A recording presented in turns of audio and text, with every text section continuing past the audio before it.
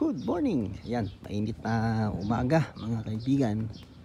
November 6, 2023. Araw po ng Lunes at oras na para magbigay tayo ng panibagong update, progress update dito sa ating bell pepper, sa ating pipino at dun sa ating bell pepper dun. Ayan, medyo dinada muna itong harapan. Ito, i-spoiler alert ko lang. Ito, gagawa ko rito ng tower. Yan, lettuce tower. Dalawang linya. Okay, so ang idea po niyan, kaya ako gagawa ng lettuce tower dito. Dahil mainit po, makikita po ninyo to. Ito po ay net. Mainit, no? So gusto ko na, sa halip na maglagay tayo ng sprinkler dyan sa loob, dito na lang ako maglalagay ng tower, lettuce tower. Para habang 24 hours na binabasa ng tubig yung tower natin, yung malamig na tubig, yun naman yung papasok dyan sa ating greenhouse. So ang mangyayari po nyan, yung malamig na hangin pupunta po sa ilalim, din yung mainit na hangin pupunta sa ibabaw, palabas po sa ating exhaust. So yun po yung ating plano dito. Dito po dun sa side na yun ay tower, lettuce tower po. So abangan nyo po yan mga kaibigan. Yan po yung susunod nating proyekto. Okay, so move tayo sa ating update for today, sa main topic. So ayan, kumusta po? Ano po nakikita ninyo guys? Ayan. Okay, so ayan na po yung situation ng ating Aristotle na green bell. Ito po ay anong araw na ba ngayon? 6, no? Bali, ano ba yun? 13 ko tong tinanim eh. So 13, 18, 19, 20, 21, 22, 23, 24, 26 days na. So 18, 19, 20, 21, 22, 23, 24 days, no? 24 days na po yung ating bell pepper from transplant day. And ayan, bibigyan ko kayo ng mga update ngayon. At kahapon, no, nag-spray po tayo rito ng second follow-up spray sa pagko-control po ng mites. So tingnan po natin yung situation kung ano na po ang naging result.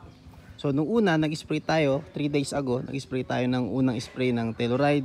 Inaluan po natin yun ng Lanate. Okay, and then score. Kahapon, kailangan natin mag-follow up spray after 3 or 4 days. Dahil yung po mga itlog ng mites nung nag-spray tayo maaaring nagpisasa, so siya naman ang atakihin natin. Kaya po tatlong magkakasunod na spray yung gagawin natin para makontrol natin, mabawasan natin ng significantly yung population ng mites. Okay? So ito yung yung kulot noon, yung brown, ito na yung situation niya ngayon. Yan. So yung pong mga bagong talbos niya hindi na brown. Ibig sabihin na-heal na natin. So ang gagawin natin, yung mga bagong talbos na yun naman ay aalagaan na natin. So ito po yung damage ng mga unang kulot. Yan. Mga damage siya ng unang kulot. Hindi na natin mababago yan kasi sinasip-sip na po yan ng mice eh. Kaya ganyan po yung tsura niya. So yun, hinihil pa po natin yung side na yun. So napansin ko itong side na malapit sa bintana, marami po tayong kulot na na problema. Pero ang good news ay okay na siya. Hindi na siya masyadong problema dahil maganda na yung bagong talbos eh, oh. Nag-heal na. Kaya kahapon po ang in-spray ko naman ay Telluride ulit, then hinaluan ko naman ng Serenade. At saka nag-foliar na po tayo. Naghalo ako ng crop boost ng Yara. So ito po ay ang crop boost po ay rich po in phosphorus. Sa age po na to, phosphorus pa rin talaga ako nagpo-focus. And then may halo po yun na magnesium. Okay? Para sa pagpapaberde, para mas matulungan yung pag-intake ng nutrient ng ating halaman. Alright, so far, yan po ang ating kondisyon ng ating bell pepper. Susunod po na after 4 days or 3 days, mag-i-spray po ulit tayo. Telluride naman at haluan naman natin ito ng Antracol o kaya ng Astron. And then magbibigay na po tayo ng pampabulas or yung any foliar na meron na pong content ng nitrogen. Okay? Yun na po yung ibibigay natin para mapalaki na natin yung dahon. Dahil, yan makikita ninyo, nagsisimula na po tayong magpalapat ng dahon. Okay, papalaparin natin dahon para maihanda na siya. Kasi ito pong mga namubuong bulaklak na yan ay pagtutuloyin ko na. So kung re-review nyo po yung previous video natin, lahat po ng mga bulaklak na lumalabas ay pinag-aalis ko po yun. First, second, basta lahat po ng malalaking bulaklak 4 days ago ay inalis ko na. Okay, ngayon from this moment on, ipagtutuloy na po natin yan. Yan na po yung ating aalagaan at palalakin. Okay, so a little note about dun sa ating mites control. So kailangan pong every 4 days ang spray natin, sabay po no, every 4 days, pero every 4 days din po kayo magde-drench. Okay, yung drenching ko po rito ay naka-incorporate sa ating drip lines. Yan, makikita nyo may drip lines po sa loob yan. And dun ko po itinitimpla yung pinang-drench ko rito. Alalay lang po tayo sa nitrogen. So after 4 days, 24 no, 28 days, ika 28 days, magdadagdag na po tayo ng nitrogen. So kung kayo po ay nasa open field, typically po ang ilalagay nyo na po nun ay 1616, maghahalo na po kayo ng konting nitrogen and nitrabor. Wag mawawala yung nitrabor. Okay, lalo na po sa mga bell pepper. Importante po na lagi po kayong may calcium saka magnesium sa bell pepper. Kahit anong halaman naman kaya importante na meron kayong calcium saka magnesium. Hindi lang puro NPK, hindi lang puro triple 14, hindi lang puro urea. Kailangan lagyan nyo rin po ng calcium, boron, magnesium, yan, zinc, yan, yung mga micronutrients i-add nyo rin po kahit paano. Okay, so yan po yung ating Aristotle at 24 days after transplant. Then ito naman yung ating Rizwan. Ayan malapit na po akong mag sticking, no? Sticking yung paglalagay po ng stick dyan sa gilid. Then gagawa na po tayo ng kanyang trellising guide. So same din po dyan. Ito po ay hanggang bewang lang po tinataas itong Aristotle.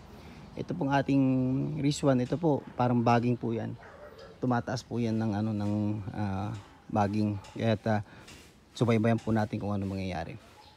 Ngayon yung naman pong ating romaine sa gitna, so far okay naman di ba? So growing well, sakto-sakto lang yung distance niya.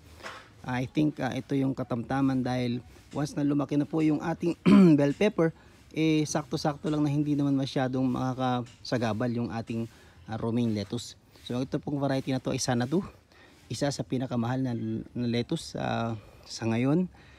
Okay, so kung magtatanim po kayo ng lettuce, i-consider nyo po yung Sanadu. Yan po. At yan po ang hinahanap ng ating mga buyer. Okay, so yan po yung ating status so far. Nag-branch out na siya. Nahuli So isa sa mapapatunayan natin na hindi porke super old ng seedling hindi na po siya magandang itanim. Ito po yung katunayan. Actually mas okay nga po siya. Ito pong ating Aristotle, itinanim ko po to 71 days na niya na seedling tray. Talagang tumanda na po siya doon. Pero kahit na tumanda na siya, inaalagaan lang, minimaintain lang ni father yung pagbibigay ng nutrient. So hindi siya masyadong nalanta.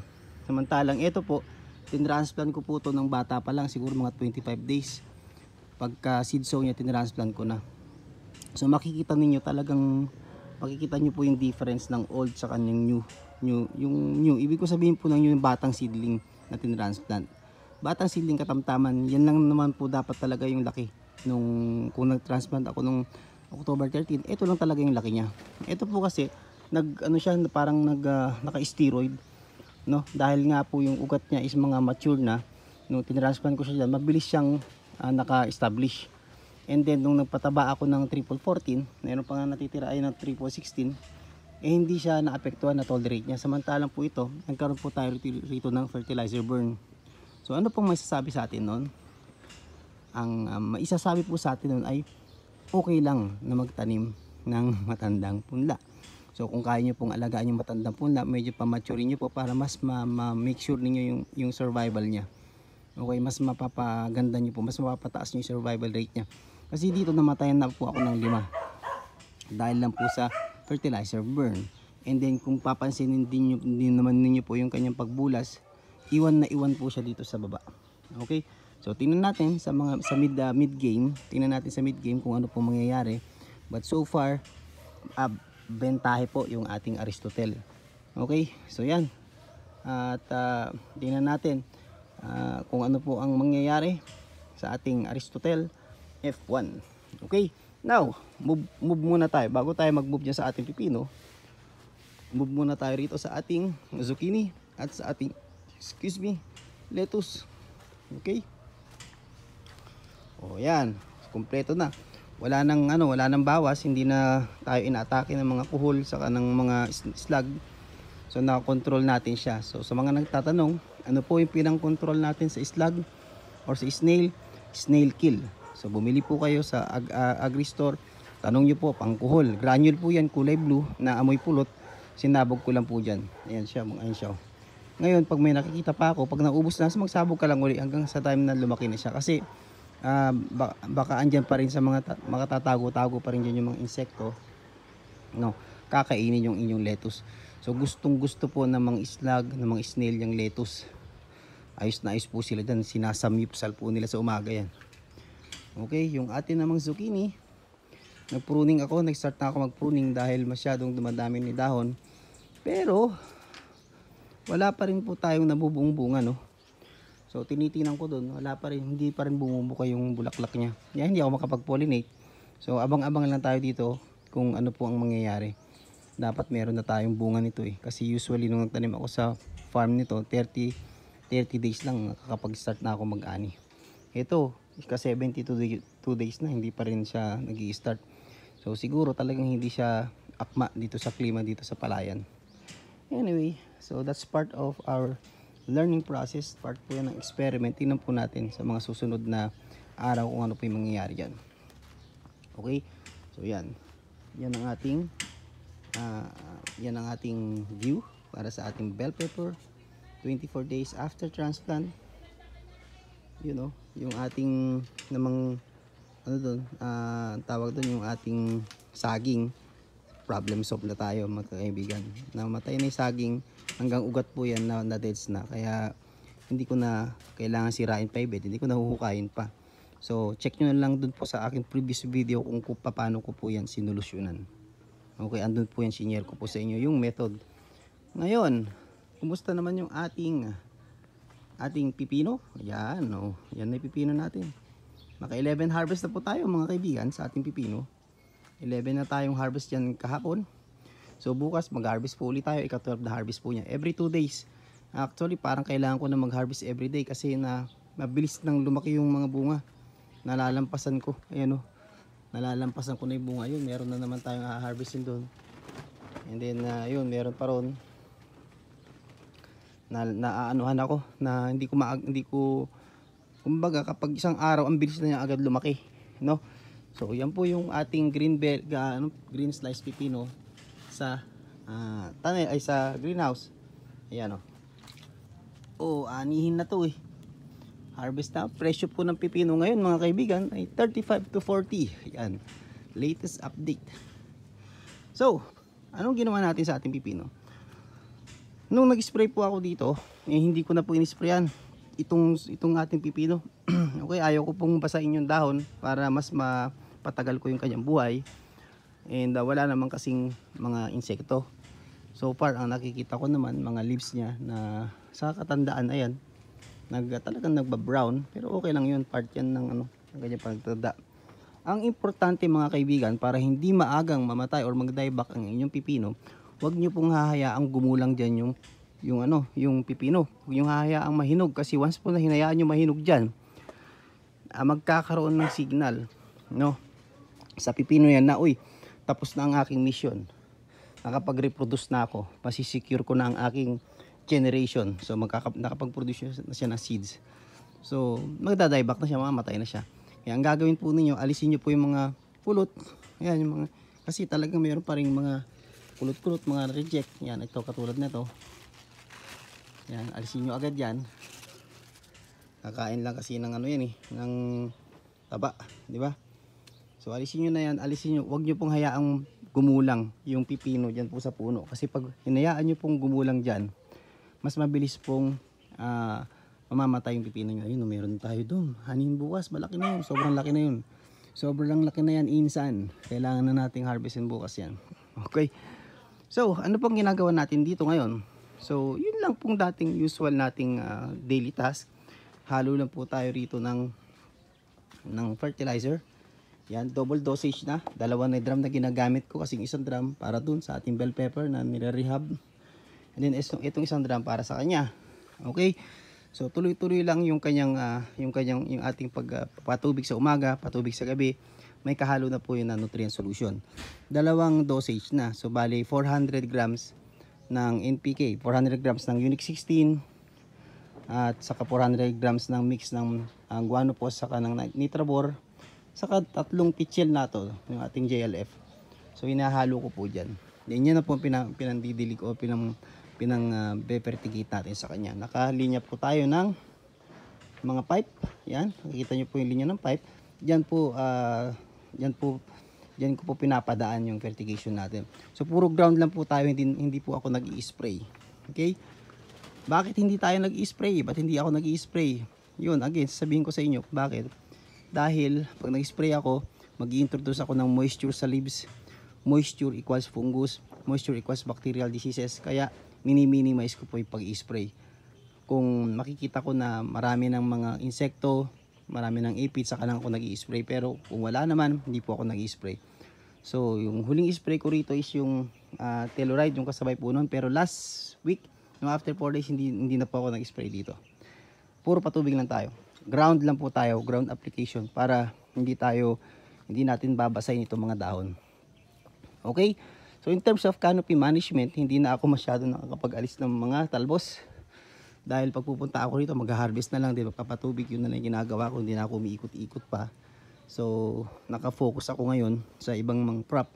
Katulad nito, dito na ako nagpo-focus kasi I believe na once na matapos ko to, ay magsisimula naman na ako magpalaki ng bunga dito sa ating mga bell pepper. So yan lang so far po yung update, yung mga naghihingi po ng update sa ating pipino. Naka 11 harvest na po siya. Nung harvest ko po ng isang araw ay naka-harvest naman tayo ng ilang kilo ba yun? Ilang kilo na nga ba? Yung 15 kilos yata. 15 kilos. Ay hindi 15 kilos guys. 24 kilos po yung na-harvest natin nung nakaraan. Okay, so ganun lang siya. Sa 100 na puno, ganun lang talaga yung harvest niya. Pinakamataas na harvest ko rito ay ano nga ba? Wala akong listahan. Siguro sa susunod na video, papakita ko sa inyo yung listahan and then ilan yung average weight, at ilan yung naaani niya so far. And then i-share ko rin sa inyo yung kanyang income so far. Okay? So 100 lang po kasi ito na puno. So hindi po siya ganun ka striking yung numbers, pero at least kahit papano nakakapagbigay sa atin yung ating pipino ng income pang-upa sa tubig, para habang piniprepare natin itong ating main crop, merong tayong halaman na nagbibigay ng budget para sa pagpapatubig, budget para sa fertilizer. So yun po yung mission po ng ating mga cash crop. Ito po yung ating compost area. Puno na yung ating compost bin number 2. Kaya magmumove na po sila rito sa pangatlo. So yan yung mga kamatis, yung mga bell pepper. Yan din kinakain ng mga daga dyan. At least hindi na sila pupunta doon sa ating tanim. Dito na sila kumakain. Wala akong problema dyan. Kaya nilang kainin dito. Wag lang yung mga nasa puno. Kasi yung nasa puno, bebenta natin. Ito mga reject na to. So yun yung kanilang share. Ngayon, yan po tayo mag-iipon na next time hanggang sa mapuno. Pag napuno yan, pangatlo, ililipat ko po ito, ililipat ko po ito papunta doon. Pag naipunta doon, dito naman uli sila maglalagay. So ganun lang po yung proseso. Once na nakapangatlong lipat po ako, pwede na pong gamitin yun yung ating compost. Sakto na noon, magsisimula na ako magtanim dito sa ating pipino area.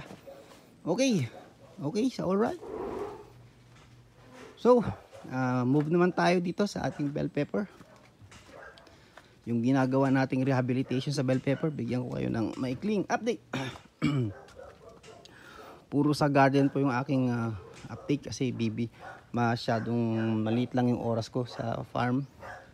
So pasensya na kayo, siguro sa susunod medyo tatagalan kong stay doon para makapagbigay ako sa inyo ng update kung ano yung progress doon. Pero nag-ano tayo, may mga ginagawa tayong mga project doon. Okay, 2 project. So yung garnet natin, yun yun, lalaki. Yan po yung size ng garnet natin. Satisfied, happy ako sa size. Bunga niya, medyo okay na may bunga niya. Hindi naman siya ganun kadalang, pero nag-harvest na kasi ako dito nung isang araw. Kaya okay lang ako dyan. test lang naman po yung garnet na yan. Yung ating pong mga punla ay ayun. Okay, medyo medyo nananamlay So magdidilig ako pamaya-maya. Yan. Yan po yung ating garnet at avatar. And then, yung pong ating sultan ay ayun.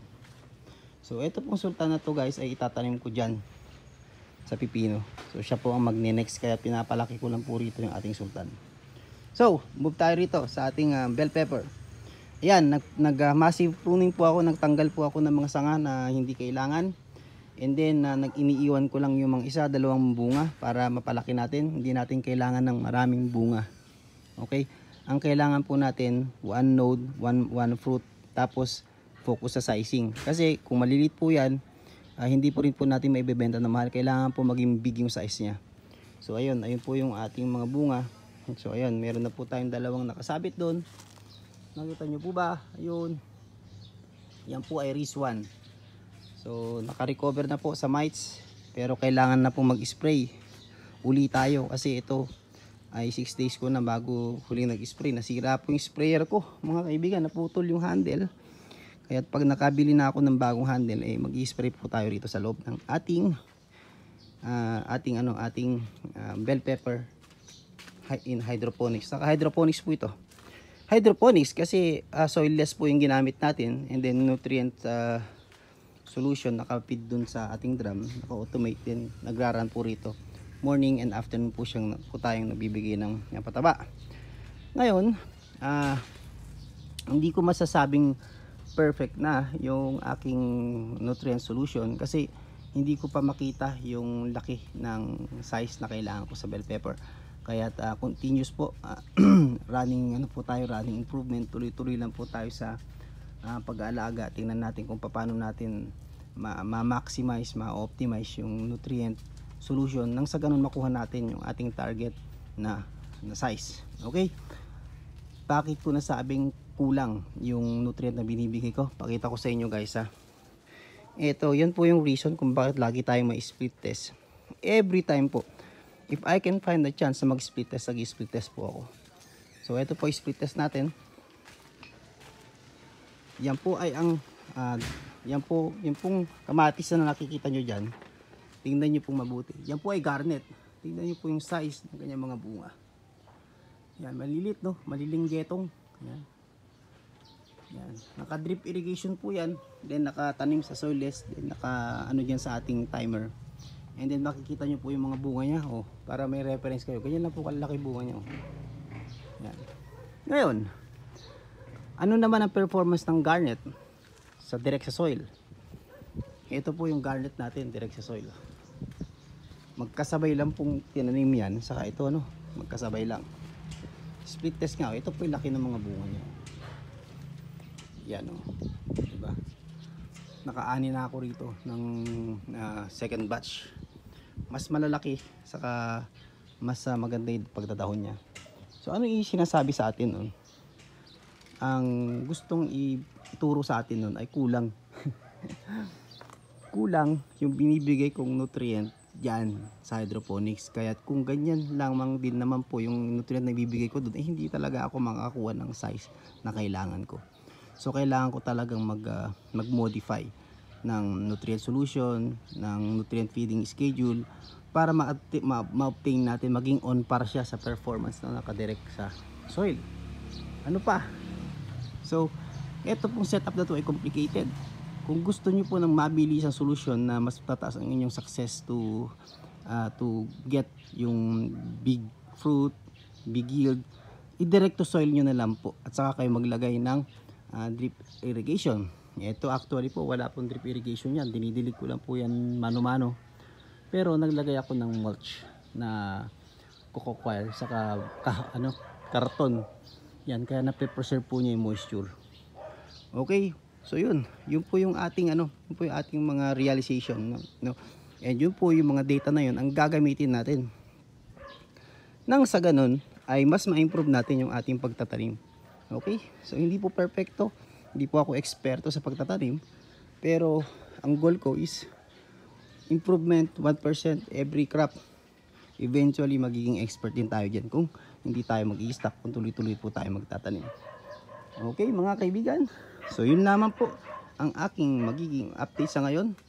Maraming salamat sa pag-tune in. Kung ikaw ay andito pa at hindi pa nakaka-subscribe, you know what to do, subscribe. Kung bago pa lang sa channel, nasa nasa Green Basket channel, sa channel po ni Zaldi Agustin. I'm Zaldi Agustin, and here I'm sharing mga experiences ko, mga journey experiences, experiment natin sa pag-garden na pagtatanim. And kung interested ka to check other topics, you can check our video archive. Marami po akong senior dyan. And I hope na one of those videos ay makatulong sa inyo, magkaroon kayo ng idea kung paano kayo magsimula sa pag-garden sa inyong bakuran at sa inyong mga bukid-bukid. Okay, yun lang po. Maraming salamat. Magkita po tayo muli sa sunod na video. Mag-ingat po kayong lahat. Bye-bye.